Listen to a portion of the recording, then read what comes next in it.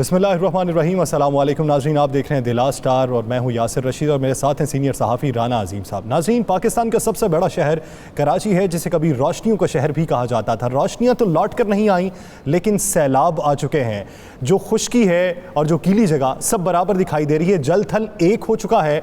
शहर की इस तबाहली का जिम्मेदार कौन है? अगर पाकिस्तान पीपल्स पार्टी की तरफ देखें तो वो कराची की इंतज़ामिया पर सवाल उठाती है, कराची की इंतज़ामिया विफाक की तरफ देखती है, लेकिन अवाम पिस रहे हैं। इसी इशू पर बात करने के लिए पाक सरजमीन पार्टी के सरबरा मुस्तफ़ा कमाल साहब ने हमें ज्वाइन किया। मुस्तफ़ा कमाल साहब, बहुत शुक्रिया आपके वक्त का। मुस्तफ़ा कमाल साहब, आप भी नाजिम रहे कराची के। वो भी एक दौर था जब कराची ने तरक्की की और कराची रोशनियों का शहर कहलाया।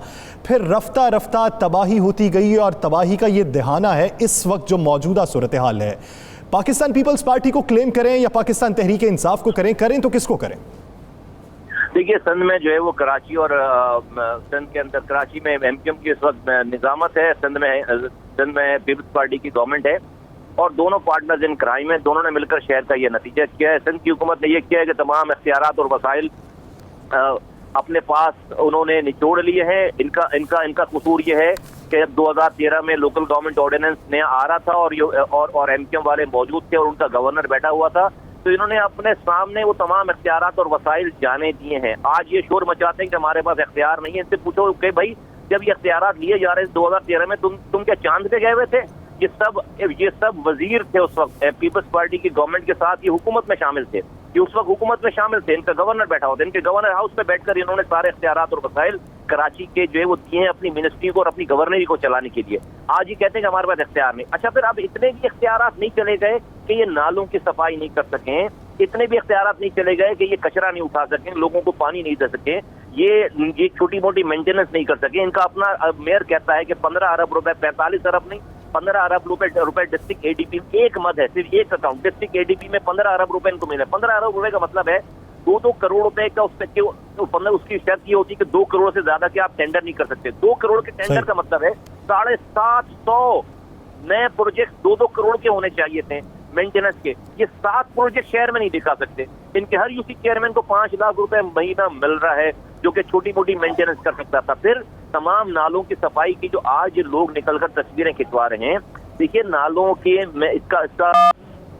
में जब पानी चलता है तो उसके साथ जो मिट्टी चलती है, जिसको सिल्ट कहते हैं, वो सिल्ट बैठती चली जाती है, नालों में बैठती चली जाती है और पानी ऊपर से गुजर जाता है। तो बारिशों से 3 महीने 4 महीने पहले मेरे जमाने में पूरी डीसिल्टिंग का काम होता था। बारिश हो, जहाँ उस डीसिल्टिंग के जब आप करते हैं, जब आप मिट्टी निकालते हैं तो आप स्पेस बनाते हैं नाले के अंदर। तो जो शहर की छोटी छोटी गलियों से जाकर जब पानी गिरता है तो उसको स्पेस होना चाहिए बड़े नाले में। इन्होंने ये काम ही नहीं किया। आज ये जाकर निकलकर कोई भी, भाई उस दिन बारिश होने के बाद आप कुछ भी नहीं कर सकते। उस दिन तो आप कोई अनफोर्सीन कोई एक आध स्पॉट पे कोई मसला हो जाए तो आप उसमें कोई वहां पर जाकर अपनी इमरजेंसी मोटर लगा ले, चीजें कर लें। अदरवाइज तो आपको बारिशों से पहले काम करना पड़ता है। मुस्तफा भाई, ये तो आपके दौर में तो कराची बिल्कुल साफ था, सब कुछ ठीक था, वही नाले थे, यही कराची था, यही लोग थे, यही सारा कुछ था। अब पीपल्स पार्टी और एमक्यूएम को आप कह रहे हैं कि ये जिम्मेदार हैं, तहरीक इंसाफ भी वहां से जीती हुई है। तो इस सारे सिनेरियो में क्या कभी कराची ठीक हो सकेगा? उसके ठीक होने के लिए क्या करना चाहिए? देखिए, तहरीक इंसाफ का जहां तक आपने जिक्र किया, उनके तो 14 MNAs हैं, 25 MPs हैं। उनको कोई इलाकों में जानता नहीं है, उन्होंने बहुत मायूस किया है। और अभी भी वो जो बात करते हैं और उनके वुज़रा और उनके तमाम लोग जो बात करते हैं, ऐसा लगता है आज भी वो अपोजिशन में बैठे हुए हैं या सिर्फ खबरें पढ़ने वाले, इत्तला देने वाले। भाई, आज वो हुकूमत में और उन्होंने कुछ भी नहीं किया इन 2 सालों के लिए। तो हमें तो कोई उम्मीद नहीं रह गई है इस तरह से। हम तो इस वक्त जो आप कह रहे हैं कि वजूहात क्या है इसकी, देखिए हमारे जमाने में ये सारा किरदार का मसला है। अनफोर्चुनेट बदकिस्मती के साथ बदकिरदार लोग हम पर मुसल्लत हो गए, हमारे शहर पे, हमारे सूबे पे, और वो करप्शन कर रहे हैं और वो अकरबा परवरी कर रहे हैं और उनका एम सिर्फ और सिर्फ पैसे बनाना है। और जब इस तरह के वाकयात हो जाते हैं, बारिश हो जाती, चीजें होती हैं, तो ये तमाम लोगों को इसको भुगतना पड़ता है। मैं इसमें अब तो कसूरवार हुक्मरानों को नहीं दूंगा, कसूरवार नहीं कहूंगा। देखिए, ये सब लोगों के वोटों से आकर कहते हैं हम तो लोगों के वोटों से आकर बैठे हैं। भाई, लोगों को अब अपने वोटों को देखना पड़ेगा। ये आज जो जुल्म हो रहा है, इसमें लोग जालिम है, अवाम जालिम है। ये खुद जो आज इन पर खुद जुल्म हो रहा है, ये खुद जालिम है। इन्होंने खुद अपने हाथों से अपने कातिलों को, अपने बच्चों को तबाह करने वालों को मुसल्लत किया है अपने ऊपर। یہ صحیح فیصلے کریں گے, صحیح لوگ آ جائیں گے. اگر مصطفیٰ بھائی, بلاول زرداری بھٹو نے آپ کے سندھ میں کی ہے, اے پی سی کی ہے, مولانا فضل الرحمان کی اس میں شامل ہوئے ہیں, پنجاب میں انہوں نے ڈیرے ڈالے ہیں, وہ سب بات کر رہے ہیں, لیکن آج نہ مولانا فضل الرحمان بولے ہیں, نہ آج کراچی کی صورتحال پہ بلاول بھٹو بولے ہیں. تو کیا پاکستان پیپلز پارٹی جو ہے ان کو ان حالات کا علم نہیں تھا, اور بلاول بھٹو کی خاموشی کو آپ کس طرح لیتے ہیں؟ دیکھیے, بلاول بھٹو کے پاس بہت اچھا موقع تھا کہ وہ سندھ کے اربن سینٹرز کے دل کو جیتتے اور کام کر کے جیتتے, لیکن وہ صرف اور صرف جو ہے وہ نئے ڈسٹرکٹ بنا کر اور نئی ہلکا بندیاں کر کے وہ سندھ اربن سینٹرز کو جیتنا چاہتے ہیں. نہیں جیت پائیں گے, وہ نہیں جیت پائیں گے, بلکہ ان کے پاس جو کچھ ہے وہ کچھ بھی چلا جائے گا سب کچھ ان کے پاس سے. اور ان کی کارکردگی پچھلے 12-13 سالوں میں بالکل اتنی پتھیٹک ہے کہ سندھ میں آج جو ہے وہ کتوں کے کاٹنے کی ویکسین نہیں ہے. آپ روزانہ ویڈیوز کوئی نہ کوئی آ رہی ہوتی ہے کہ 10 سال کا 12 سال کا بچہ اپنی ماں کے گود میں تڑپ کر مر رہا ہوتا ہے اور اس کو کوئی ویکسین. مصطفیٰ کمال صاحب, یہ تو عام دنوں کی کارکردگی کی آپ بات کر رہے ہیں. رین ایمرجنسی تھی, اربن فلڈنگ کا خطرہ تھا, سارے خطرات موجود تھے, لیکن کل کے وقت جب پورا کراچی ڈوب رہا تھا تو وزراء آصف علی زرداری صاحب کی سالگرہ کا کیک کاٹ رہے تھے. ڈیفینیٹلی دیکھیں, آپ ابھی پروگرام کر رہے ہیں, اس کے بعد کوئی نیا ایونٹ ہے, بےحص ہو گئے لوگ, میں سمجھتا ہوں, اور ان کو یہ کوئی نئی بات نہیں, ان کے لیے یہ سب ایک ایونٹ ہے, گزر جائے گا ایونٹ, اس کے بعد جو ہے نئی چیز ہوگی. میں ابھی بھی کہہ رہا ہوں کہ ابھی وزراء کو کہنے سے یا بلاول بھٹو صاحب کو کہنے سے یا کسی اور کو کہنے سے کوئی فرق نہیں پڑے گا. آپ کا پروگرام ختم ہو جائے گا, ہماری بات ختم ہو جائے گی. ابھی کوئی ہماری باتوں پہ آ کر ان چیزوں کو صحیح کرنے والا نہیں ہے. اگر کسی نے صحیح کرنا ہے, عوام نے صحیح کرنا ہے, عوام نے صحیح کرنا ہے, عوام نے صحیح کرنا ہے. لوگوں کو بولنا ہے کہ تم اپنے فیصلوں پر نظر ثانی کرو. خدارا اپنے بچوں کے قاتل خود مت بنو. تم نے اپنے ہاتھوں سے ووٹ دے کر اپنی نسلوں کو تباہ کرنے والوں کو اپنے اوپر مسلط کروا رکھا ہے. وہ کہتے ہیں ہم ووٹ لے کر آئیں. یہ جمہوری دہشت گردی ہو رہی ہے ہمارے. میں پاکستان کے ریاستی اداروں کو آواز لگاتا ہوں کہ خدارا, ہمارا قصور ہے کہ ہم سندھ کے اندر ہیں, ہمارا قصور ہے کہ ہم کراچی میں ہیں, ہمارا قصور ہے کہ جو ہے یہاں پر پی ٹی آئی کی صوبائی حکومت نہیں ہے. جب تک ان کی صوبائی حکومت نہیں بنے گی, جب تک وہ کچھ نہیں کریں گے یہاں پر. ہمارا قصور ہے کہ بھئی ہم پاکستان کی شہرگ ہیں, یہاں پر ہم 70% ریونیو کما کر پورے پاکستان کو دیتے ہیں. وفاق کہتی ہے ہمارے پاس حکومت نہیں ہے, میئر کہتا ہے میرے پاس اختیار نہیں ہے. سندھ حکومت جو ہے وہ اس کو کوئی سوچنے والا, ان کو کوئی پکڑنے والا, کوئی بولنے والا نہیں ہے. خدارا جو پاکستان کے ریاستی ادارے ہیں, ہم اب کہاں کراچی والے کیا یونائٹڈ نیشن میں جا کے آواز لگائیں اپنی؟ کس کے پاس جائیں ہم؟ آپ کی جماعت جو ہے کیا اب کراچی بچانے کے لیے کوئی تحریک چلانے جا رہی ہے؟ بھائی تحریک 4 سالوں سے آواز لگا رہے ہیں نا. تحریک میں نے کوئی کلاشن کوف تو نہیں اٹھانا ہے, میں نے کوئی راکٹ لانچر تو نہیں اٹھانا ہے. میں 4 سالوں سے ان تمام باتوں کے اوپر, میرے علاوہ مجھے بتائیں کون بول رہا ہے. میری ایک بات بھی آج تک غلط ثابت نہیں ہوئی ہے. 4 سالوں سے بول رہا ہوں, بد کردار لوگ ہیں. اختیارات کا مسئلہ نہیں ہے, کردار کا مسئلہ ہے. اختیارات کا مسئلہ نہیں, کردار کا مسئلہ ہے. کیا ہو گیا میری باتوں پہ؟ ہم تو بھائی اپنی موومنٹ بنا رہے ہیں, ہمارے پاس لوگ تیار ہو رہے ہیں. ہم تو آخری حد تک جائیں گے انشاءاللہ تعالی.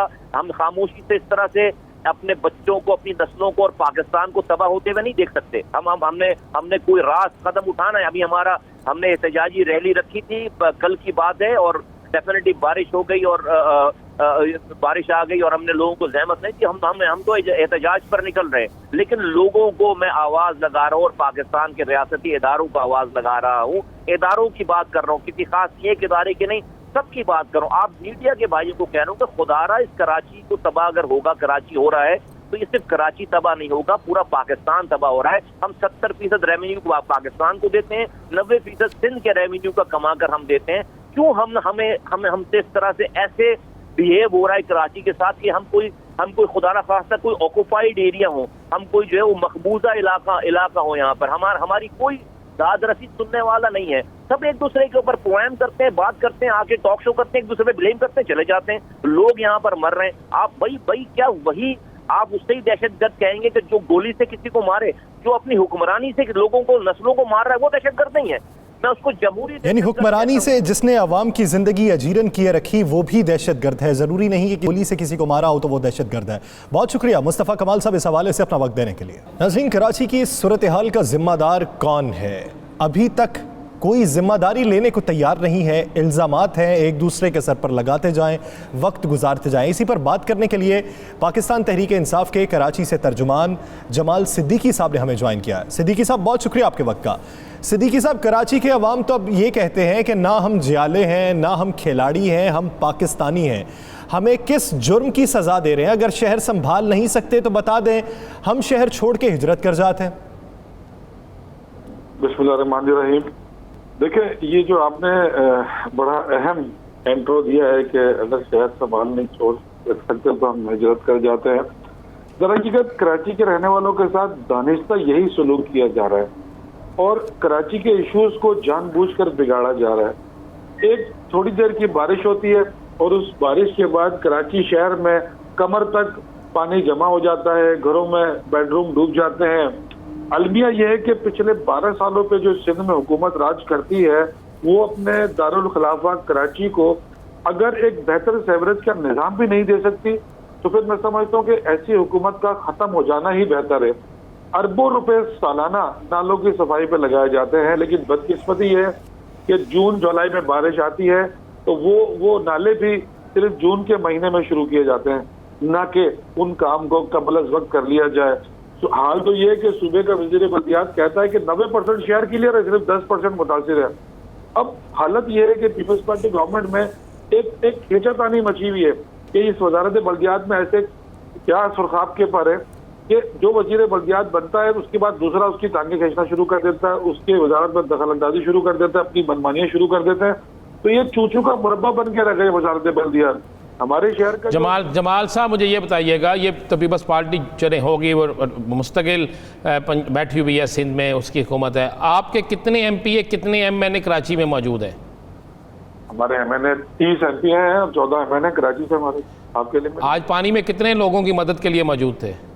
مجھ سمیت تقریباً کافی لوگ تھے کل رات سے، لیکن سوال صرف میرے پانی میں اترنے کا نہیں ہے۔ اگر میں تو پھر وفاق میں حکومت کس کی ہے؟ وفاق میں حکومت کس کی ہے؟ ارے حضور سنیں، میں آپ کو سمجھاتا ہوں، آپ کو میں یہیں سے سمجھاتا ہوں، غور سے سنیے گا میری بات۔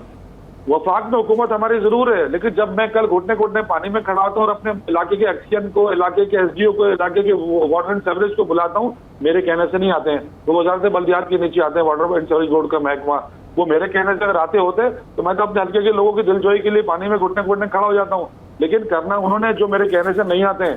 اگر وفاق نے بھیجنی ہوتی کہ اپنا کمک کیا جائیں جی وہاں سے پانی نکالیں تو یہ مسئلہ ہم تب کا حل کرا چکے ہوتے۔ میں تو صرف یہ سمجھانے کی کوشش کر رہا ہوں، یعنی وفاق کی طرف سے کوئی مدد آنے کا امکان نہیں ہے، نہ وفاق بھیج سکتا ہے، یہ آپ کہنا چاہ رہے ہیں؟ دیکھیں، وفاق صوبے ہر صوبوں کو ان کے حساب سے پیسوں کا ایک شیئر دے دیتا ہے خزانے سے، اس کے بعد وہ صوبہ پہ ڈیپینڈ کرتا ہے۔ میں آپ کو اگر ایک بات سمجھاؤں کہ کراچی میں جو سیوریج کا نظام ہے، اس سیوریج کے نظام پر جو توجہ دی جاتی ہے وہ محض ٹھیکوں کی حد تک دی جاتی ہے۔ ہر سال اربوں روپے کے ٹھیکے دے کر ان نالوں کو جیسے تیسا صاف کرا لیا جاتا ہے۔ آپ کے جو اتحادی ہیں ایم کے ایم جو یہاں پہ ضلعی حکومت میں ہیں، کیا وہ بھی کچھ نہیں کر سکتی یا وہ بھی پیپلز پارٹی کے ساتھ ملی ہوئی ہے؟ نہیں، ایم کے ایم تو صرف ایک احتجاج کر سکتی ہے، کیونکہ ان کے پاس اگر کراچی کے میئرشپ ہے تو اس میئر کا حال آپ دیکھ لیں کہ وہ تو کئی سالوں سے بیچارہ وسائل کا رونا رو رہا ہے، اس کے پاس وسائل کیا، ملازمینوں کو تنخواہ دینے کے وسائل نہیں ہے۔ 15 ارب روپے کا بجٹ منظور کیا گیا، اگر وسائل نہیں ہے، اختیارات نہیں ہے، فنڈ نہیں ہے تو 15 ارب کہاں سے آ گئے؟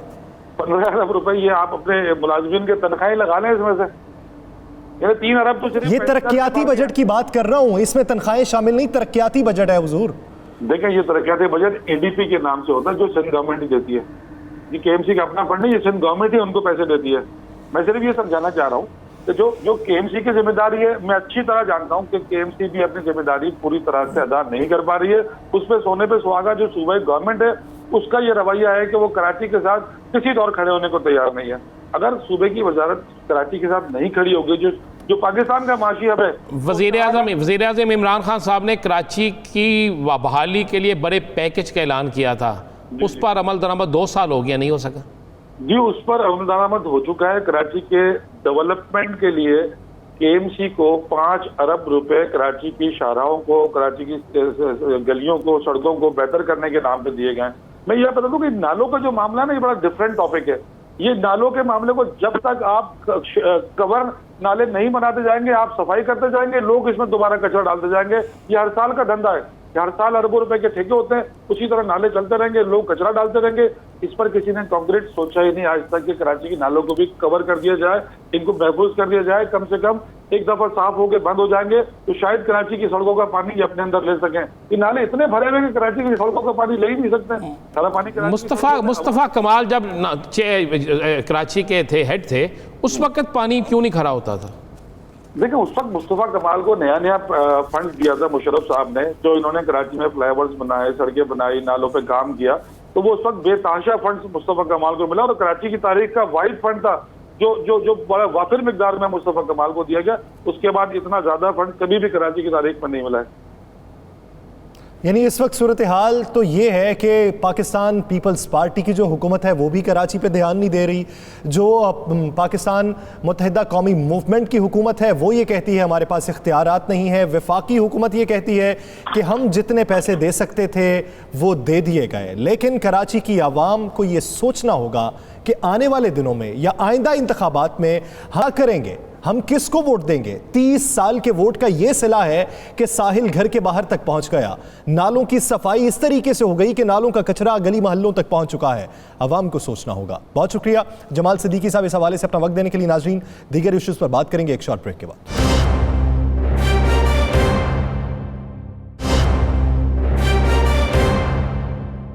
Welcome back. नाज़रीन, पंजाब में बड़ा एक फैसला किया गया कि ईद से पहले मार्केट्स बंद कर दी जाएंगी। आज आखिरी रोज़ था और इसके बाद कारोबार नहीं होगा। ईद के बाद 5 अगस्त को कारोबार दोबारा खोला जाएगा। ताजर बरादरी इस पर क्या मौक़िफ़ रखती है? इससे कोरोना किस हद तक कंट्रोल होगा और किन हिदायत की बुनियाद पर यह कोरोना लॉकडाउन लगाने का पंजाब हुकूमत की जानिब से फैसला किया गया? इसी इशू पर बात करने के लिए वज़ीर सनत पंजाब मियां असलम इकबाल साहब हमारे साथ मौजूद हैं। सदर अंजुमन ताजरान पाकिस्तान काशिफ चौधरी साहब ने हमें ज्वाइन किया है और प्रोफेसर डॉक्टर अशरफ ज़िया साहब ने हमें ज्वाइन किया। आप तीनों साहिबान का बहुत शुक्रिया।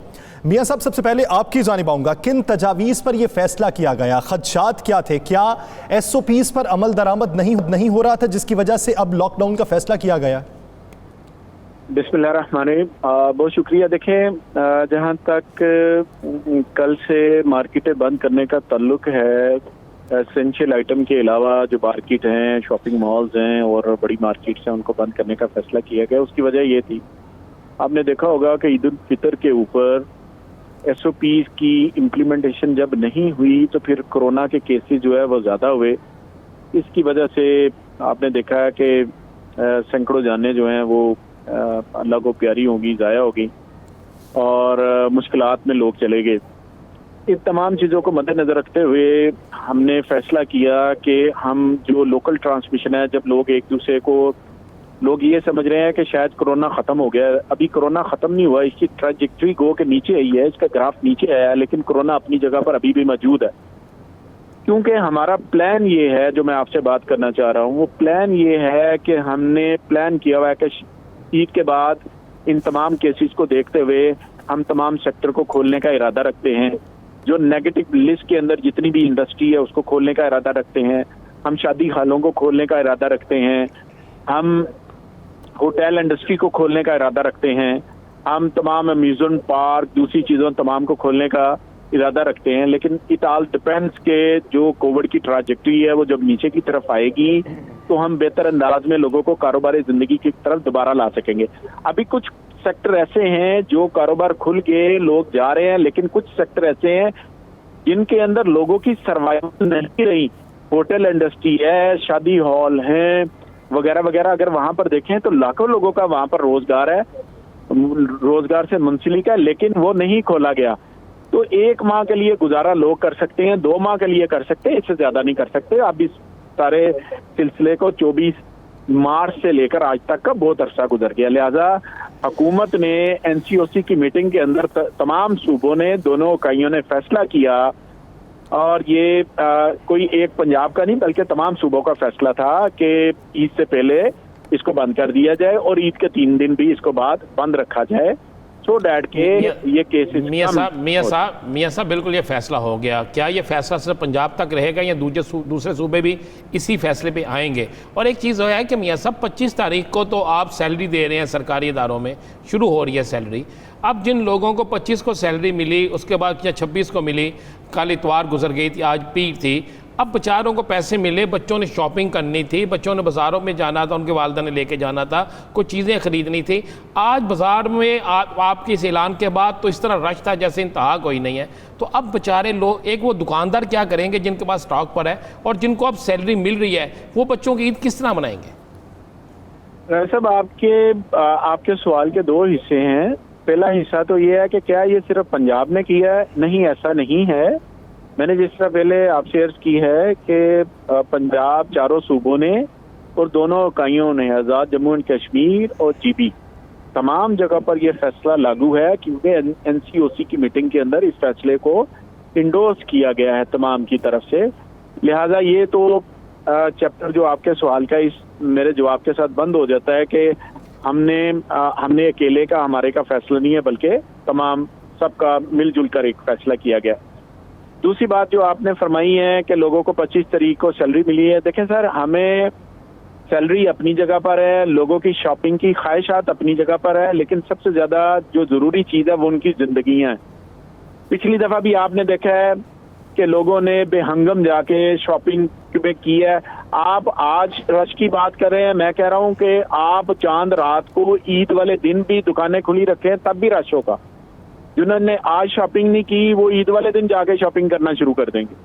تو لوگوں کی زندگیاں سب سے زیادہ ضروری ہیں, اور بچوں میں ہم نے, کیونکہ اسکول بھی کھولنے جا رہے ہیں رانا صاحب, اسکولوں کے لیے بھی بہت ضروری ہے کہ دیکھیں بچوں کی پڑھائی کا حرج ہو رہا ہے. یہ ایک بہت بڑا پرائیویٹ سیکٹر ہے جہاں پر ٹیچر پڑھاتے ہیں, جہاں پر گارڈ کام کرتے ہیں, جہاں پر میاں صاحب اس میں کوئی نرمی کے امکانات ہیں؟ تاجر آپ پہ اس پہ احتجاج, تاجروں نے کہہ دیا ہم کل ہر حال میں دکانیں کھولیں گے.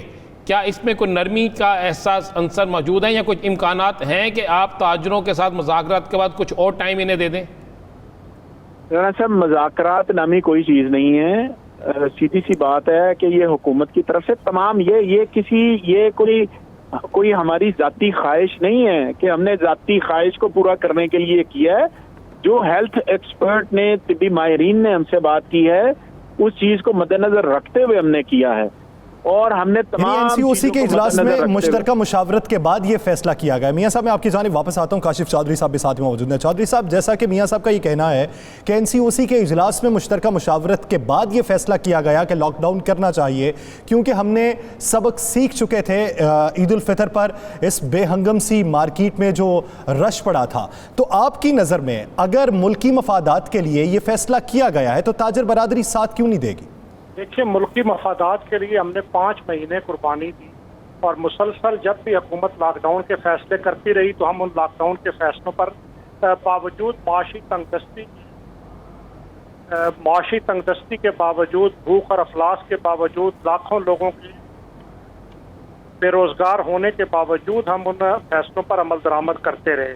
اسی لیے کہ ہمیں بھی ملک کا مفاد عزیز ہے, اسی لیے کہ ہمیں بھی لوگوں کی جانیں عزیز ہیں, اسی لیے کہ ہم بھی پاکستان کے شہری ہیں, اور جب ایک عام آدمی متاثر ہوتا ہے تو تاجر بھی اس وبا سے متاثر ہوتا ہے.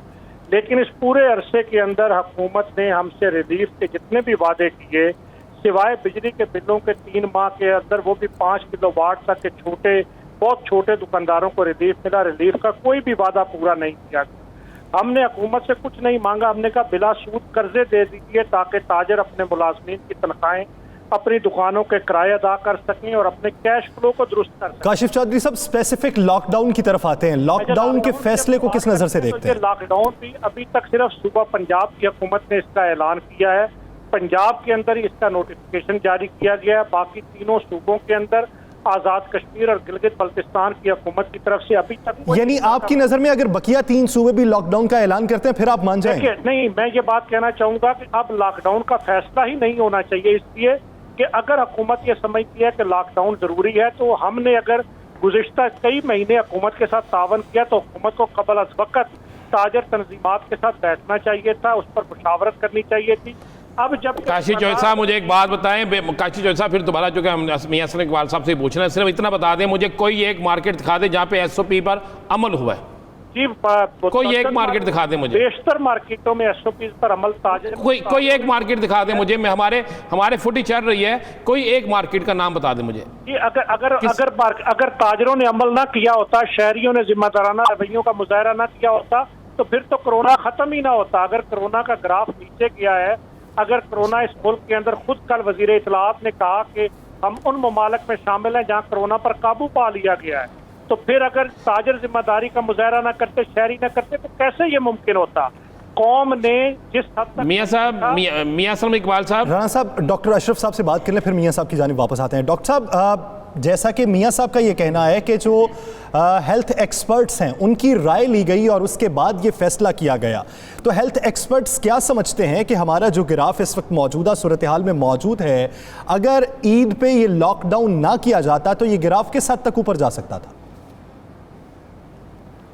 جی بہت شکریہ، thank you very much for inviting. میں ایک چیز یہاں پہ واضح کرنا چاہتا ہوں کہ کرونا ابھی ختم نہیں ہوا، نمبر آف کیسز کم ہو گئے ہیں، لیکن بالکل کمپلیٹ ہم یہ نہیں کہتے کہ ہم نے کرونا پہ کمپلیٹ قابو کر لیا ہے۔ دوسری بات یہ، اگر آپ پچھلی عید پہ دیکھتے ہیں تو ہم نے بہت ہی کافی گزارشات کی تھی کہ اس پہ لاک ڈاؤن کر کے اس طرح کا سلسلہ بنایا جائے کہ جو پبلک کو، جو جیسے ایک بے ہنگم سا رش شروع ہو گیا تھا جو شاپس پہ، اور جس میں بہت زیادہ اوور کراؤڈنگ شروع ہو گئی، جو چیز ہم ایکسپیکٹ کر رہے تھے ہمیں ایگزیکٹلی اس کے سیم رزلٹ ملے۔ آفٹر 15 ڈیز ہمارے جو نمبر آف ٹیسٹ تھے جو کرنے کے بعد نمبر آف پیشنٹس وہ پیک پہ تھے، اور 15 to 20 ڈیز کے بعد ہمارے جو کریٹیکل یونٹس ہیں وہ فل آف کریٹیکل پیشنٹس تھے، جس سے ہمیں بہت ہی پرابلم ہوئی۔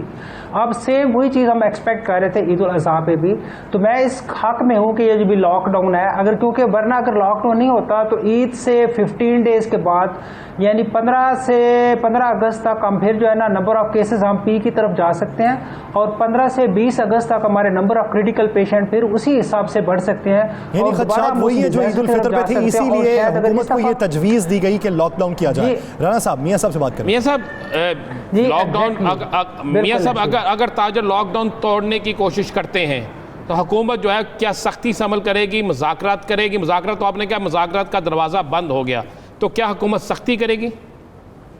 دیکھیں رانا صاحب، گزارش یہ ہے، میں نے آپ سے پہلے بھی عرض کی ہے، یہ کوئی ہم ذاتی اپنی انا کی تسکین کے لیے نہیں کر رہے، یہ تمام معاملات کو مد نظر رکھتے ہوئے ان تمام معاملات کو دیکھا جا رہا ہے، اس وجہ سے اس لاک ڈاؤن کی طرف آئے ہیں۔ ہماری کوئی خواہش نہیں ہے کہ ہم کسی سیکٹر کو بند کر دیں۔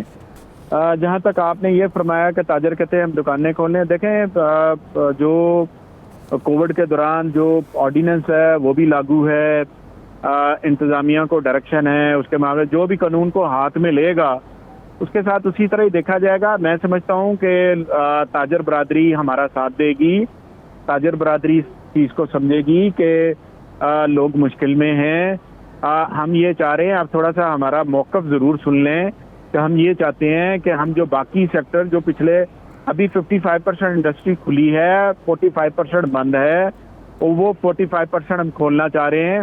آپ کے شاپنگ مال، آپ کی دکانیں، آپ کے معاملات تو چھوٹی عید سے پہلے کے کھلے ہیں اور ابھی تک کھلے ہیں، آج کے دن تک کھلے ہیں، لیکن وہ بھی دیکھ لیں کہ جن کے پچھلے 5 ماہ سے کاروبار بند ہیں، آپ ان کو کھولنے کے لیے جب تک ہم کمپلیٹ کووڈ کا جو اس کا کرو ہے نیچے کی طرف نہیں آ جاتا، فلیٹن نہیں ہو جاتا، اس وقت تک ہم ان کو بھی نہیں کھول سکتے۔ اب عید کے دنوں میں بہت زیادہ ایسا ہوتا ہے کہ ایسے کساب آ جاتے ہیں مارکیٹ میں، ایسے لوگ آ جاتے ہیں جن کو کوئی جاننے والا نہیں ہوتا، کرونا ان سے بھی پھیل سکتا ہے، وہ کرونا کے مریض بھی ہو سکتے ہیں۔ صاحب منڈیوں کا حوالہ، منڈی، اس کے علاوہ منڈیاں بھی آپ دیکھ لیں، مویشی منڈیوں میں بھی کیا صورتحال ہے، کسی بباری نے بھی ماسک نہیں پہنا ہوا، اس پر حکومت کیا کر رہی ہے؟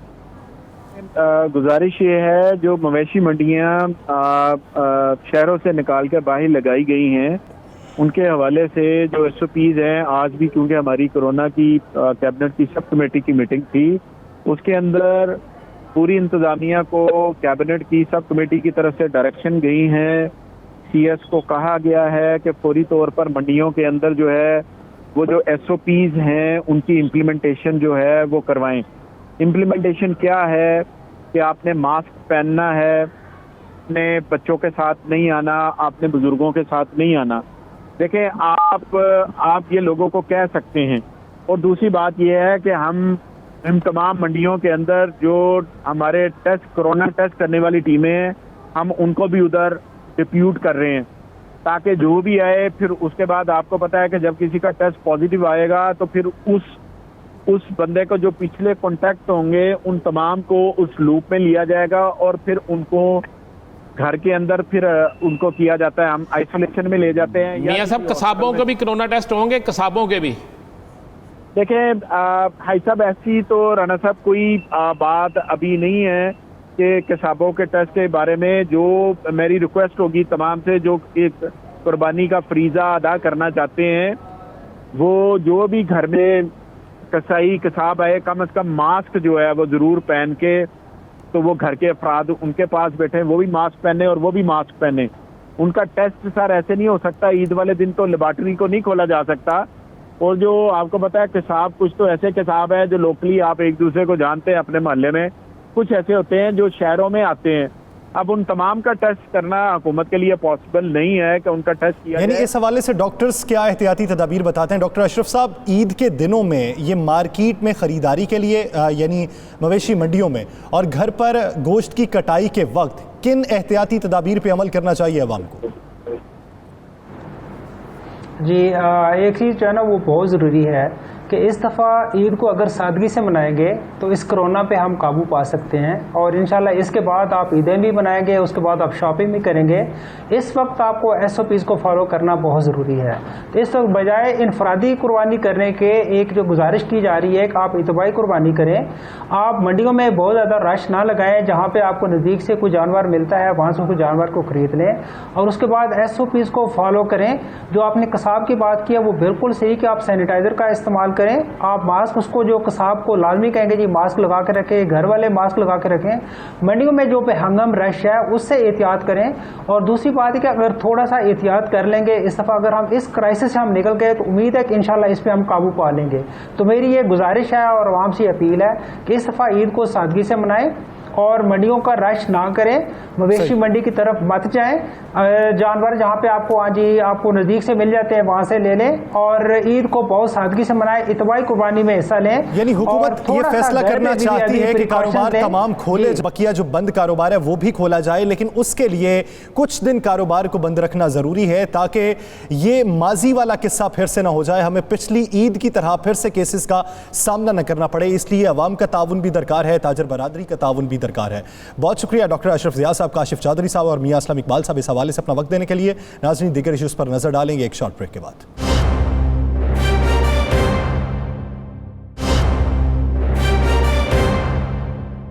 Welcome back. नाज़रीन, आजकल चेयरमैन नैब जस्टिस रिटायर्ड जावेद इकबाल पर काफ़ी तनकीद हो रही है। पाकिस्तान पीपल्स पार्टी के चेयरमैन बिलावल भुट्टो जरदारी भी है चेयरमैन नैब को इस्तीफ़ा देने का इंदिया कह रहे हैं, और दूसरी जानिब पाकिस्तान मुस्लिम लीग नून के दीगर रहनुमा भी चेयरमैन नैब पर तनकीद कर रहे हैं। ये एक फैसले के बाद चेयरमैन नैब पर तनकीद का सिलसिला शुरू हुआ। अब नैब कवानीन में तरामीम के हवाले से अपोजिशन जमातें क्या सोच विचार कर रही हैं, इसी पर बात करने के लिए सीनियर तज्ज़ियाकार मियां शाहिद नदीम साहब ने हमें ज्वाइन किया। मियां साहब, बहुत शुक्रिया आपके वक्त का। मियां साहब, अपोजिशन जमातें जो हैं वो नैब कवानीन में तरामीम के हवाले से जो मुजव्विज़ा मुसव्विदा है, क्या उस पर पाकिस्तान तहरीक इंसाफ की हुकूमत से इत्तफाक कर लेंगी, या फिर उसकी मुखालिफत का फैसला किया गया किसी कानूनी शिक में तब्दीली के हवाले से? देखिए, बहुत सारी शिकें ऐसी हैं जिस पर जो है वो तब्दीली चाहते हैं। जो वज़ीर आज़म इमरान खान हैं वो नैब को एक बाख्तियार इदारा रखना चाहते हैं। आज जो ये आपको चेयरमैन नैब पर तनकीद नज़र आती है, ये बेसिकली चेयरमैन नैब पर तनकीद नहीं है, ये तमाम अपोजिशन जमातें और ख़ुद ये यहाँ पर मैं आपको बताता चलूँ कि ख़ुद हुकूमत में से चंद ऐसे अरकान हैं जो ये चाहते हैं कि नैब कवानीन में तरमीम हो, क्योंकि वो नहीं चाहते कि बाद में उनके मामलात सामने आए और वो भी इसी तरह पकड़े जाए, और वो इसका बरमला इजहार भी कर चुके हैं। अब अगर हम अपोजिशन की बात करें तो मुस्लिम लीग नून को देखें तो उनकी क़यादत ऊपर से लेके नीचे तक, अगर नवाज शरीफ को देखें तो नवाज शरीफ, मरियम नवाज, हसन नवाज, हुसैन नवाज, एवन फील्ड हो, फ्लैगशिप हो, हिल मेटल केस हो, इसमें वो मुलव्वस है। उसके बाद उनके छोटे भाई जो वज़ीर आला पंजाब रहे और इतना अरसा हुकूमत करते रहे, उनकी पूरी फैमिली देख लें, उनकी पूरी फैमिली जो है वो इस वक्त आमदन से ज़्यादा असासाजात, मुबैना तौर पर मनी लॉन्ड्रिंग, इसके साथ साथ रमज़ान शुगर मिल केस, आशियाना केस, इन सब में वो आपको बुरी तरह फंसे हुए नज़र आते हैं। और हमजा शहबाज अभी तक अंदर है, उनकी ज़मानत मुस्तरद हो चुकी है। इसके साथ साथ अगर इसी तरह आप बाकी की आदत को देखें तो Ehsan Iqbal Narowal sports city case में, शाहिद खाकान अब्बासी, मिफ्ता इस्माइल जो है वो LNG केस में, इस तरह बरजीज ताहिर है आमदन से ज़ायद असासाजात में। मियां साहब, ये तो हो गया, मुझे बताएं क्या अपोजिशन और हुकूमत के अंदर कोई ऐसे मामला तय हो गए हैं कि जिसमें ये हम कह सकें کہ یہ سارے کم از کم نیب کے خلاف اکٹھے ہیں، اور کوئی ایسا معاملہ تو نہیں ہے کہ دکھانا کسی طرف، کرنا کچھ کسی طرف، یعنی حکومت کے خلاف تحریک نہیں، صرف نیب کے خلاف تحریک ہے۔ بیسیکلی یہ بات آپ کی بالکل درست ہے رانا صاحب۔ ہمارے جو ذرائع ہیں، مسلم لیگ نون کے ذرائع ہیں، پیپلز پارٹی کے ذرائع ہیں، اور خود حکومت کے کچھ ذرائع ہیں، ان سے ہماری بات ہوئی اور انہوں نے یہ ہمیں بتایا کہ دکھایا کچھ اور جا رہا ہے، کیا کچھ اور جا رہا ہے، حکومت کو کوئی خطرہ نہیں ہے، یہ حکومت اسی طرح چلتی رہے گی، یہ بھی اسی تنخواہ پہ کام کرتے رہیں گے۔ بیسیکلی نیب قوانین میں ترامیم جو ہے وہ اس کی طرف جا رہے ہیں۔ یہ سارے چاہتے ہیں کہ نیب کے جو اختیارات ہیں وہ سلب کر لیے جائیں۔ اب بلاول بھٹو زرداری باقاعدہ طور پر جو ہے وہ یہ کہہ چکے ہیں کہ نیب کا ادارہ ہی ختم کر دینا چاہیے۔ بھئی نیب کا ادارہ اگر ختم کر دیں گے تو آپ کے پاس کیا کوئی روڈ میپ ہے؟ کون سا ادارہ نیا بنانا ہے؟ اس کے اختیارات کیسے ہوں گے؟ وہ کام کیسے کرے گا؟ اس میں افراد کون سے ہوں گے؟ بیسیکلی دیکھیں، اگر چیئرمین نیب چاہتے ہیں تو میرا خیال یہ چاہتے ہیں کہ کرپشن کو قانونی شکل دے کے بلکہ دے دیا جائے، یہ تو رانا صاحب وہ ہو گیا نا کہ پھر قانونی طور پہ این آر او ہی دینا ہے، این آر او ہی دینا۔ بالکل یہ چاہتے ہیں کہ کرپشن کرو اور وہ جرم نہ ہو۔ بالکل ایسے ہی ہے رانا صاحب کہ کرپشن کرو۔ اگر دیکھیں چیئرمین نیب جاتے ہیں تو کیا ان کے کیسز ختم ہو جائیں گے؟ نواز شریف فیملی کے، ادھر دوسری طرف جو ہے وہ بلاول بھٹو زرداری، آصف زرداری کے کیسز ختم نہیں ہوں گے۔ اس لیے یہ چاہتے ہیں کہ نیب کا جو ادارہ ہے اس کو اتنا متنازع بنا دیا جائے کہ اس پر ترامیم کرنی پڑے، اور ترامیم ایسی ہوں جو ان کے حق میں جاتی ہوں، حقوق سلب کر لیے جائیں، اختیارات کم کر دیے جائیں تاکہ کسی پر ہاتھ نہ ڈالا جا سکے اور بآسانی یہ چیزیں وہ ختم ہو سکیں۔ ناظرین، عید قربان قریب ہے اور اس کے بعد آل پارٹیز کانفرنس بلائے جانے کی بھی اطلاعات ہیں۔ پاکستان مسلم لیگ نون کی بھی کافی تیاریاں دکھائی دیتی ہیں، تو یہ سیاسی اکٹھ جو ہوگا ان کے مستقبل میں فیصلے کیا ہوں گے، حکمت عملی کس طریقے سے ترتیب دی جائے گی؟ رانا صاحب، پاکستان پیپلز پارٹی اور پاکستان مسلم لیگ نون کا اکٹھ ہوگا یا پھر دونوں علیحدہ علیحدہ اپنے طریقے سے اے پی سی کو آگے لے کر چلیں گی، اپنا اپنا لاہ عمل، اپنی اپنی حکمت عملی؟ دیکھیں یاسر، میں آپ کو وہ بات بتاتا ہوں جو آنے والے چند دنوں میں ہے۔ دیکھیں حکمت عملی دونوں کی اپنی اپنی ہوگی، لیکن دونوں جماعتیں اور مولانا فضل الرحمان اور چند اور جماعتیں ایک دفعہ آل پارٹیز کانفرنس ضرور کریں گی۔ آج کی آپ کو بڑی خبر یہ دیتا ہوں کہ آج جو مولانا فضل الرحمان میاں شہباز شریف سے ملنے چلے گئے ہیں، اور میاں شہباز شریف صاحب ان کی ملاقات بھی ہو گئی ہے۔ اس سے پہلے مولانا فضل الرحمان صاحب لاہور کئی دفعہ آئے، شہباز شریف سے ملنے نہیں گئے۔ آپ کو یاد ہوگا کہ پہلے بھی جب میاں محمد نواز شریف لاہور میں بیمار تھے، مولانا صاحب ایک جلوس لے کر آئے تھے، تو شہباز شریف بیمار نہیں تھے، شہباز شریف سے انہیں ملنا چاہیے تھا، انہوں نے ملاقات نہیں کی تھی۔ آج آپ کو ایک بڑی اہم اطلاع یہ دیتے ہیں اپنے پروگرام میں ہم کہ میاں محمد شہباز شریف سے آج کی جو ملاقات مولانا فضل الرحمان کی ہو رہی ہے وہ میاں محمد نواز شریف کی ہدایت پہ ہو رہی ہے۔ صحیح۔ میاں محمد نواز شریف چاہتے ہیں کہ ہر صورت میں آل پارٹیز کانفرنس کامیاب ہو، اور میاں محمد نواز شریف سے پچھلے 6 دنوں میں، یہ میں آپ کو مصدقہ اطلاع دے رہا ہوں، پچھلے 6 دنوں میں پاکستان کی 5 بڑی سیاسی شخصیات نے رابطے کیے، اور انہوں نے کہا کہ یہ کانفرنس جو ہے متحدہ، یہ جو آل پارٹی کانفرنس ہے اسی صورت میں کامیاب ہوگی اگر اس پہ میاں محمد شہباز شریف صحیح طریقے سے حصہ لیں گے۔ اور شہباز شریف جو ہے مسلسل اس کو جان بوجھ کے ڈیلے کر رہے ہیں، جان بوجھ کے تاخیر کر رہے ہیں کہ وہ یہ کسی طریقے سے آگے چلے۔ اس کے بعد میاں محمد نواز شریف کی طرف سے یہ ہدایت پہ آئی اور حکم نامہ بھی آیا، اور حکم نامے میں شہباز شریف کو کہا گیا کہ وہ اپنے آپ کو ذرا درست کریں اور اس میں آ کے بھرپور طریقے سے حصہ لیں، اور وہ ایک کاسٹ کے ذریعے، جس کے ذریعے پیغام نہیں آیا بلکہ وہ ڈائریکٹ بات ہوئی ہے، اس کا ذرائع کیا تھا، کیا واٹس ایپ تھا، کوئی اور نمبر تھا، کس طریقے سے بات ہوئی، یہ بالکل کنفرم۔ رانا صاحب ایک چیز واضح کریں کہ آل پارٹیز کانفرنس بلانے میں جس حد تک متحرک مولانا فضل الرحمان دکھائی دیتے ہیں، نہ بلاول بھٹو دکھائی دیتے ہیں، نہ میاں شہباز شریف دکھائی دیتے ہیں۔ آپ دیکھیں زرداری صاحب سے بھی ملاقات خود جا کے کی، اب شہباز شریف صاحب سے بھی خود جا کے کی، کیا اس کی صدارت مولانا فضل الرحمان کیا؟ نہیں، میں یہ بھی بتا دوں، اس کی صدارت میاں محمد شہباز شریف کریں گے۔ اچھا، یہ بھی آپ کو خبر دے دوں، اور میں آپ کو یہ بھی بلاول بھٹو زرداری کے ہاتھ بھی نہیں ہوگی، بلاول بھٹو زرداری کے ہاتھ میں بھی نہیں ہوگی۔ اور میں آپ کو اگلی خبر بھی بتا دوں، پچھلا دھرنا، پچھلا احتجاج، پچھلا مارچ جس میں مولانا صاحب بڑے متحرک تھے اور پیپلز پارٹی نے سندھ سے روانہ کیا، وہاں پہ کھانا بھی دیا گیا، پنجاب میں یہ آئے، یہاں پر سے لاہور میں آئے، لاہور سے بھی روانہ کیا گیا، پھر اسلام آباد کے، یہ سارے معاملات ہوئے۔ اس میں میاں محمد نواز شریف کا ریلیف سامنے آیا، لوگ کہتے ہیں کہ اس میں میاں محمد نواز شریف کو ریلیف ملا۔ یہ جو دھرنا، یہ جو آل پارٹیز کانفرنس ہوگی، اس کا مقصد میں آپ کو پھر بتا دوں، حکومت کے جانا نہیں ہے، اس کا مقصد پھر کیا ہے کہ تمام سیاسی جماعتوں، میں کیا کہہ رہا ہوں، تمام سیاسی جماعتوں کہ رہنماؤں پر جو کرپشن کے مقدمات ہیں یہ ABC اس کے لیے، یہ آل پارٹیز کانفرنس اس کے لیے ہے۔ یہ گفتگو باقاعدہ 4 جگہوں پر ہو چکی ہے اور متحدہ اپوزیشن کے کئی رہنما یہ باتیں کر چکے ہیں، اور اب بھی جو میاں محمد نواز شریف کی طرف سے ہدایت کے بعد مولانا فضل الرحمان اور شہباز شریف ملاقات ہو رہی ہے، اس پہ یہی ہے کہ وہ ایک پنجابی کا فقرہ ہے نا کہ سنانا تینوں کہنا نونو، یا کہنا تینوں سنانا نون، یہی ہوگا، یعنی کہا جائے گا حکومت کے خلاف تحریک ہے۔ اس کا مطلب، آپ کا مطلب ہے کہ اتفاق رائے ہو جائے گا تمام پارٹیز اور حکومت کے درمیان؟ جی حکومت کے درمیان نہیں ہوگا۔ نہیں، اگر اپوزیشن یہ چاہتی ہے کہ حکومت کے خلاف یہ تحریک ایسی چلائی جائے کہ کرپشن کے مقدمات کم ہو جائے، تو آپ کا خیال ہے کہ حکومت اپوزیشن کے ساتھ لا تعلقی کا ہی اظہار کرے گی؟ حکومت لا تعلق، دیکھیں عمران خان تو کسی صورت میں نہیں مانیں گے، وزیر اعظم عمران خان کسی صورت میں نہیں مانیں گے۔